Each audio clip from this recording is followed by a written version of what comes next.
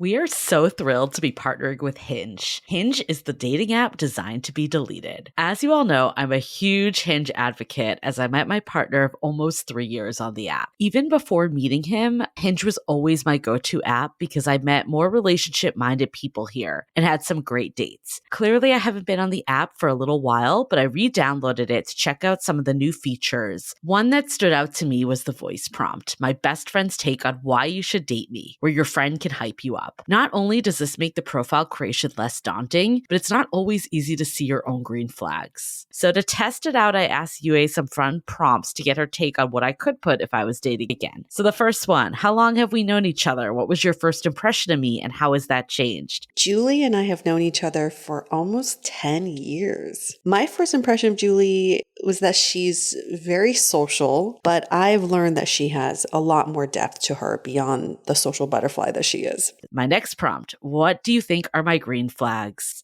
I would say she's deeply loyal. She believes in love, curious mindset, and she is fearlessly ambitious. And then last but not least, what kind of friend am I? Julie is the kind of friend who will always have your back, no matter what. Damn, that feels nice to hear. So download Hinge and try voice prompts today. Then find someone worth deleting the app for. I was so excited to get my shipment from Last Bottle Wines in the mail the other day, full of incredible red wines, all from Napa Valley. I love wine tasting, so having this to my door couldn't be happier. Also, couldn't be more excited that today's episode is brought to you by Last Bottle Wines. If you don't know already, they're a Napa-based online wine shop with a twist. They offer just one handpicked wine per day until it sells out, and they're always at incredible prices. We're talking 30 to 70% off retail. And the best part is that there's no subscriptions, no fees, and no minimum purchase. And I could not be more excited to bring this offer right now because they're having a marathon sale, which is coming up March 28th and 29th. Even better, we're offering Dateable listeners 10% off your first order with code DATEABLE. So if you are a wine lover like me, this is a great time to join. And did I mention that shipping is 100% free? So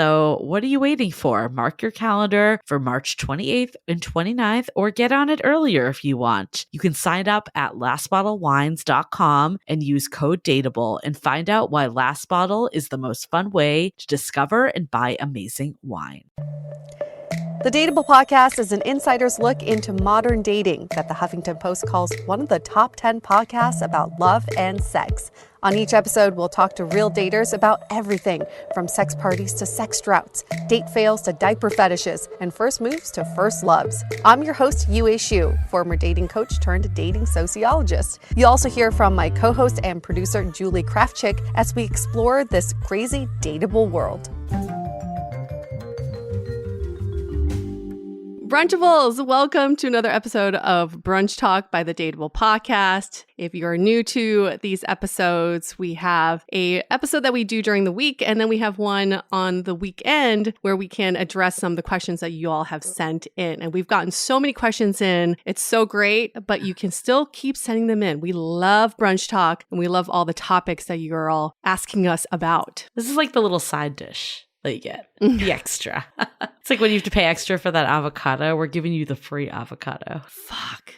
Isn't that the worst? It's so savage when they do that. It's like, you know, brunch is already not that cheap. And then you add on avocado, which is like sometimes $3 more. I don't understand. You just BYO avocado. Yeah, but then they're like $3 at the grocery store too. It's always so ridiculous how expensive they are, but they're so damn good, which is what kind of justifies the cost. There's always that mental calculation. Is it worth it? How much better will it be with that avocado? I recently heard someone talk about value versus price. Mm-hmm. And he's like, the price is what you pay, but the value is what you get out of it. So if you're paying for something that brings you a lot of value, it's worth it. Totally. So he's like, whatever you add on extra, think about how much value that brings you. So I think avocado does bring a lot of value, especially during brunch. It seems like the go-to brunch side dish. It's crazy. Yeah. Isn't that the same with dating though, right? How much value are you getting? Is it you're like, I'm going on this date. 2 drinks would be like $40. $10 to take an Uber. But they could be amazing, right? Right. Yep. And sometimes I have to get a little wax, like get the hair did, get the nails did, and it ends up being like $500. It isn't worth it. That's why video dating is so much easier. Yeah, that Zoom filter is free $99, so you can use it all you Slap on want. some fake makeup, get dressed from the waist up.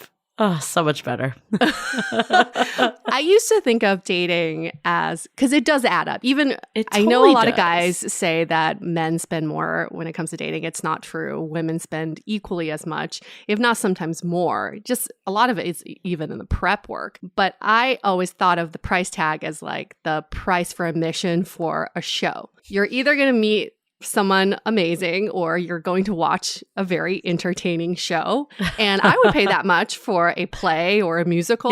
So why not get like that one-on-one experience? An immersive experience. Immersive for two. Yeah. Really good experience for all. So let's get to the question. This one, we've gotten a lot of different variations of this question, and we finally decided to do it because we kind of received another question this past week that was the cherry on top for it all. So let's get to it. The top line of this question is, can you stay friends with your exes? Yes, and some more context that we got from the last one. And like Yue said, we've heard, differing levels of this question time and time again. But this one said, I've tried to remain friends, but it's often pretty hard and the friendship, in quotes, usually fizzles out. However, my last ex genuinely wanted to remain friends and has been a good friend in the sense that they give sound advice and has helped me out with various things, acting much like my other guy friends. What do you think? This is a tricky one. If you've been following us for a while, you know that I have a very strong stance on this. I mentally murder my exes. It's just not going to happen. I'm not going to stay friends with them. And recently, when I was thinking about why that is, I have two main reasons. One is I just feel like my exes represent a different side of me, a past me, a chapter that I want to close. So that's the only way I can really progress forward. The second main reason is because I don't think it's fair for my future partner or their future partner if we remain close friends. Now, I'm talking about close friendships here. Sure, you can remain acquaintances. I mean, I still say like a little hi there, here and there on Facebook or on Instagram with some of my exes from like 10 years ago. Sure, but we're not like having one-on-one coffee conversations or talking about life and who we're dating. That's just, in my mind, impossible. But that's only for my experience, and that's what I'm most comfortable with. You mean you don't invite all your exes to brunch every week? You don't do that? I do, but they never show up, so I stopped. I'm very conflicted on this one. I used to be pro staying in touch with exes because I felt that, there was a reason why you liked them in the first place, the reason why you had the relationship that you did. And pending there wasn't a reason this person severely hurt you, I think being treated poorly is reason enough not to keep anyone in your life, whether you were romantic or not. But let's say, for all intents and purposes, it ended civilly. There was some reason, maybe even outside of you two, that caused this relationship to end. I did feel that you should keep this person in your life. That being said, over the years, my tune has changed a little. And I think ultimately it comes down to, is this person holding you back from meeting someone that is a better fit? Bingo. Even if this person was freaking phenomenal, there's a reason why your relationship ended, right? Someone or both of you did not feel like it was compatible, didn't want to keep committing, didn't want to make it work. Whatever that may be, there was a reason. And by that definition alone, there's someone better out there for you. Someone that will be there with you to make it work. So I think if this person is holding you back, and sometimes it's not super apparent, it could even be that you don't, have feelings for them, but maybe they're your plus one to the wedding so you don't have to go alone, or maybe they're your de facto dinner date, or you do things with them like, I don't know, just to avoid loneliness. That could be holding you back, not making the space for someone that will actually be your all. So I think that's first and foremost. How is this person affecting you? How prominent are they in your life? I also think it's very different checking in via text once every couple months versus you're hanging out with this person every week or texting all day, every day. I think those are all very different scenarios. And not to say that this is completely impossible. I've definitely heard of friends who've become very close friends with their exes, but it took time. And I think that's key. It's that it takes time for you to get over each other romantically. And also it takes time for you to get over the breakup too. So give it that time. And if you feel like you're in a good place to have a platonic friendship with your ex, I think it's worth revisiting if you really feel like you want this person in your life. I know it gets a little tricky if you were friends first and then you became romantic partners and then you feel like you lost a friendship. We've heard a lot of that too. But it takes time. You can't just dive into it. And kind of a good rule of thumb is you almost have to be in a good relationship yourself before you can open that door with some of your exes. I was going to say that I feel like, I'm like, could I stay friends, like even with my, most serious ex that ultimately I basically had to sever the friendship. But could I have, if he had moved on and I'm where I am now, would that work? I don't know. Maybe it would. I don't know. But also I'm like, does my new partner need to go to brunch with my ex? Probably not. It's kind of one of those things that if it just happens to be that way, but I would also go back that there's many shades of gray here too, is like, how serious was this relationship? How, I think like if you were friends first, it was more of a friends with benefits thing. Both of you weren't super invested. I think that's very different than the person that completely broke your heart, right? So there's a very wide range that we're talking to here. So ultimately, you know your situation. I think a litmus test is when this person texts you, how do you feel? Yeah. Are you like super giddy and excited? That might mean that there's still some feelings there. Are you almost like angry that they texted you? Also could be some feelings there. Or are you very neutral? Because I think that's the big difference. I feel like, what is it? The opposite of love is not hate, it's indifference. So if you feel just very calm and collected when this person messages you, no big deal, then that's a sign that maybe you could make something work. I'm not going to lie. There are certain exes in my life that if I were to get a text from them now, it would bring a little something to me. I don't know, little tingles, little butterflies. Not that I want to be with them, but it does bring up the memories from that time in my life. And so those are the people I don't want to open the door with. I feel like it could be very much in the danger zone. But if you do feel that like sense of love in a very platonic way of this person, like I care about them, I want to learn more about them and hear what's going on in their life, maybe that is more of the safe zone. But like Julie said, I think there's so many layers to this. If it's just a hookup, then maybe it's a different scenario. If it's like a very significant relationship, it's a different scenario. You just have to gauge it the way that makes sense for you. Now, for me, if my current partner brought around his ex and was like, we're totally platonic. She's a really big part of my life. She's good friends with my family. Be like, I don't want to see my Pogo sisters. Like, no, I don't need to share that.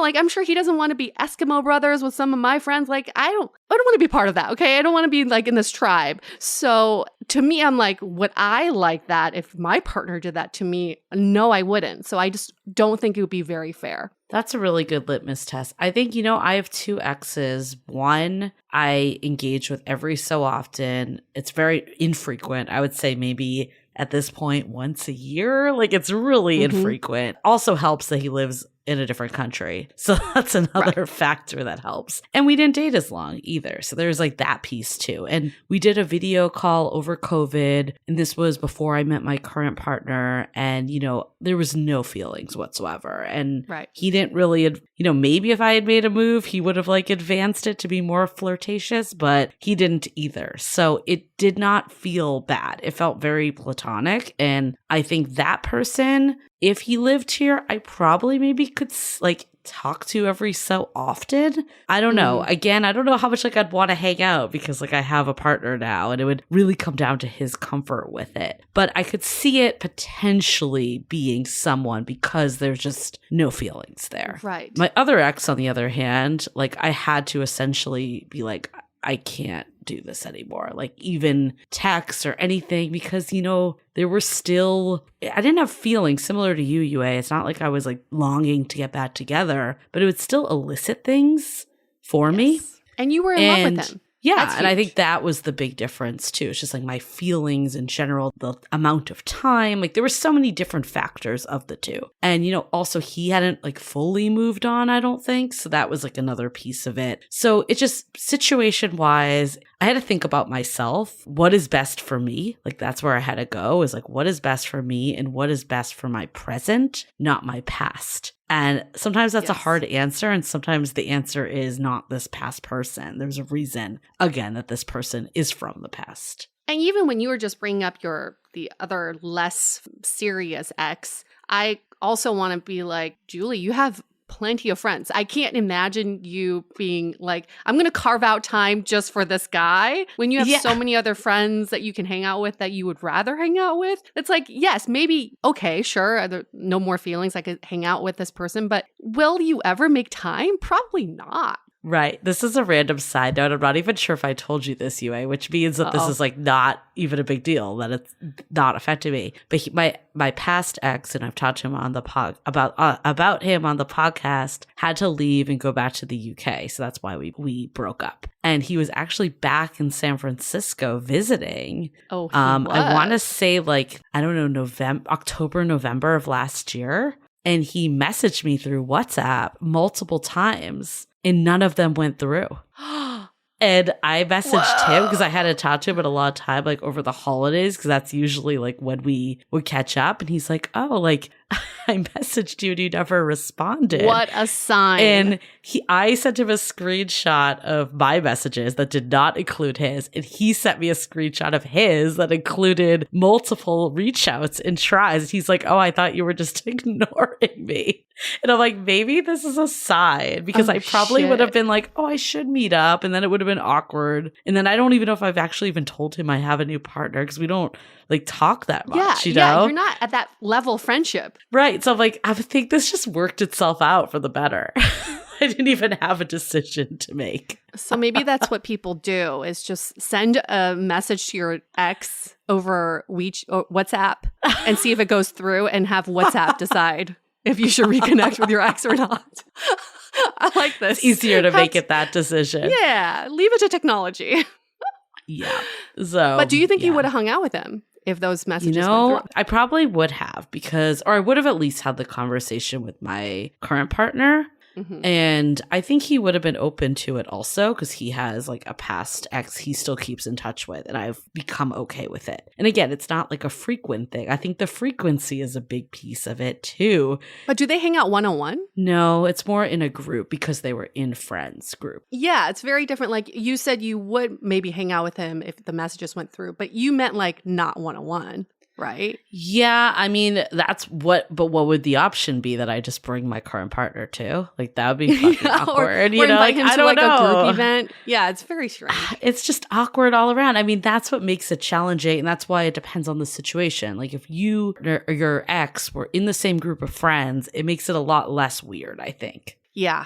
Yeah. It's all kind of weird. I think there's only one ex I would be willing to see, and that's my ex of 5 years who's now married with a kid. Right, because you both moved on, too. We moved on, and it was so long ago. We dated over a decade ago.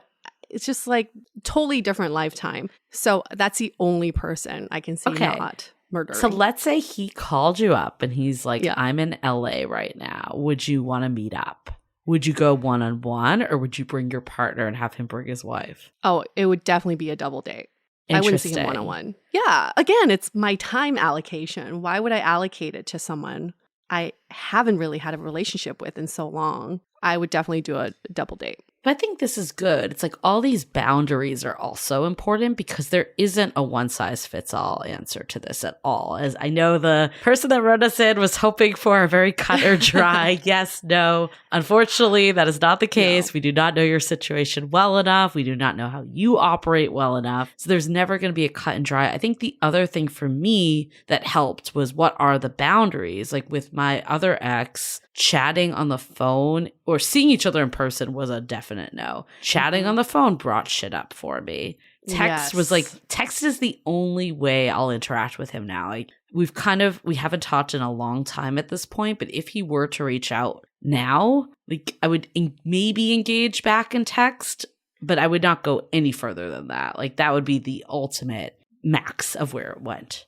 So I think that's also important to know is what's going to bother you and what can you kind of, roll with a little more. And maybe it's even like they talk about, I don't know, you still have a boundary too. Like we can't talk about our relationship at all at this point. Like we've already, sealed this up. Like we're not revisiting good times. We're not saying the I miss yous and all the shit that's like very lovey-dovey. Like that stuff is a boundary too. So I think that's a huge way that you can preserve something. But then ultimately you need to ask yourself, like, what am I really gaining for this? If your friendship has all these rules around it, that's the other side of it. Yeah, seriously, what's the point? I think we just have to be so honest with ourselves and ask, what is my intention here? Because I can see, because I've definitely been there, I want to keep in touch with this ex because I'm hoping that maybe we could reignite things later down the line. Or I want to hear my ex tell me that they miss me because I need that validation. Yes. So let's just be super honest and ask, what is my intention here? And I think that's the ultimate test of all is like, just be honest with yourself. I mean, that is what it comes down to. I think looking back on it, I never was really friends with my ex and he was never really friends with me. Like the one that, to this day, I still would struggle being friends with. It was almost like a fake way that we could keep talking. Yes. Allow the relationship to continue without being in a relationship again. So ultimately, both parties need to have the most pure of intentions. And then really it needs to come down to also like, what value are you getting at the end of the day? We started this with the value equation and I don't want to equate every last person to what value are they giving you. It's not like that, but there is an opportunity cost of spending time with certain people. Like for every person, especially in dating, when you're with the wrong people, you cannot be with the right person. That is a fact. So ultimately asking yourself, what is it that I'm getting from this person? I think an ex is probably the one person that it's okay to ask that. Everyone else, maybe not so much. But in this case, because you had a history, it didn't work out, you're looking for ultimately what this person couldn't provide you, it is important to have that conversation. Yes, agreed. I think the other part that I want to address is on this person wrote in and said, this person's been a good friend in the sense that he gives sound advice and has helped me out with other various things, acting like my other guy friends.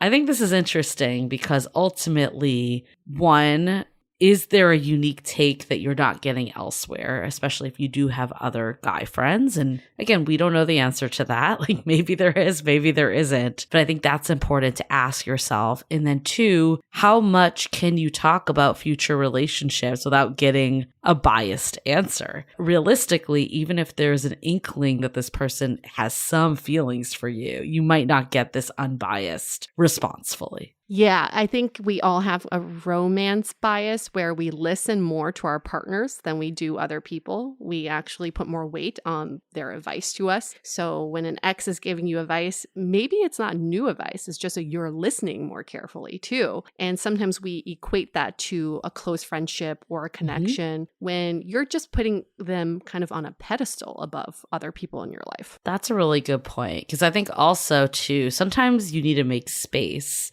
We were talking about earlier, if you're always relying on this person, then what's really the motivation to find that new partnership? Right. I think, I don't know, times when you felt a little lonelier and you've craved that connection that almost like causes you to act a little more to get to what you're ultimately looking for. This is a tricky one though, and like we said up front, there's no one size fits all. Pending you want a relationship current day, and this person couldn't provide you with the relationship. There's all shades of exes. There's all shades of where you are current day. So again, it all comes back to how do you feel around this person when they reach out to you? Yes. Good luck with that. We can all relate.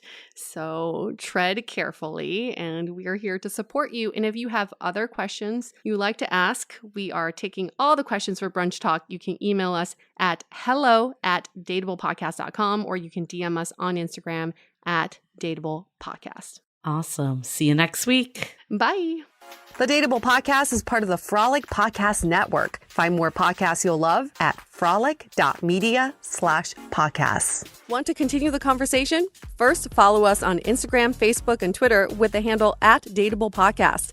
Tag us in any post with the hashtag StayDateable, and trust us, we look at all of those posts. Then head over to our website, dateablepodcast.com. There you'll find all the episodes as well as articles, videos, and our coaching service with vetted industry experts. You can also find our premium Why series where we dissect, analyze, and offer solutions to some of the most common dating conundrums. We're also downloadable for free on Spotify, Apple Podcasts, Google Play, Overcast, Stitcher Radio, and other podcast platforms. Your feedback is valuable to us, so don't forget to leave us a review.